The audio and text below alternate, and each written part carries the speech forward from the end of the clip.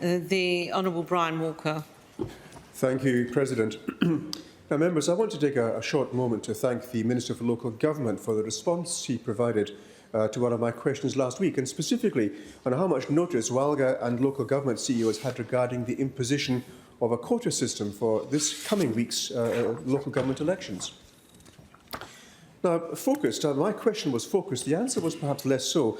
As members will be aware, going to the polls this weekend, we've known since we debated the Local Government Amendment Act that we're looking at a new system of optional preferential voting. What wasn't made clear was that the new system came with a quota element firmly attached to it.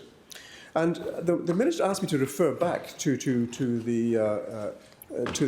Hansard. I searched, I couldn't find any mention of a quota there.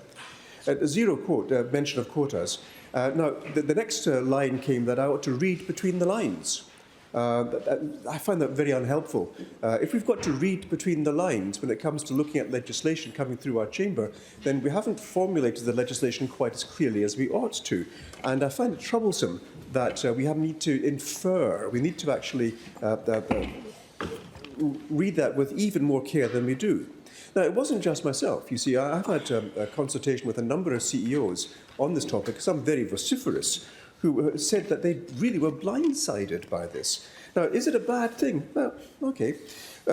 They only learned about this a short while ago. I was looking at the Fremantle Council there, because I'll be voting there soon, looking at how they've actually arranged the election and how it's going to run. It's very complicated. The CEO of one larger council was actually, as said, completely blindsided, and they've got, I think, 13 candidates for 3 vacancies. And the worrying thing was that it was said at local government level the last time this was tried was 2007. And at that occasion in 2007, I'm told it was actually a dog's dinner. It was completely chaotic. And someone once quoted it turned out the election into a total and utter schlemazel. Now, if the members here had been aware that an imposition of quotas was on the cards, so only in some circumstances, of course, because it's not every time that a quota is employed. It depends very much on how many vacancies are there. I've no doubt we would have discussed that aspect in some length in the second reading.